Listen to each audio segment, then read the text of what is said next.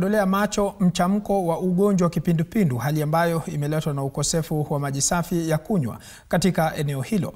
Aidha, wakazi hao wamedai kuwa wao hulazimika kutegemea mabwawa madogo ambayo pia hutumiwa na wanyama pori. Wakazi hao sasa wanaitaka serikali kuu na ile ya kaunti kusuluhisha tatizo hilo, kwani visa vya ugonjwa wa kipindupindu vimeanza kuripotiwa katika zahanati za eneo hilo.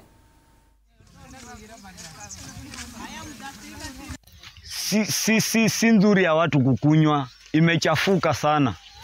Kwa sababu kuna ndovu walikuja wakaoga ndani, kuna mifugo hapo nyuma walikuja wakaoga ndani.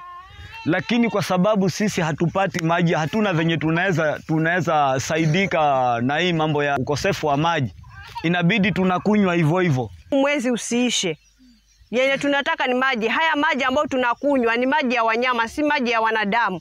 Mshirikiane huko, mtuletee maji. Hata wanafunzi hapa mara kwa mara wanapelekwa hospitali kwa sababu haya maji ambayo wanakunywa si maji safi, na ni asubuhi waje wachote hapa alafu waende shule. Wakifika huko wanatumia mchana, yameisha, inabidi tena wanachoma na jua wanakuja hapa. Sisi si wanyama huku pia kuna binadamu kama nyinyi vile mnavyoishi huku. Zile shida ambazo tunapitia huku ni nyingi. Naam, tukitoka maeneo ya Kilifi kwa sasa tunavuka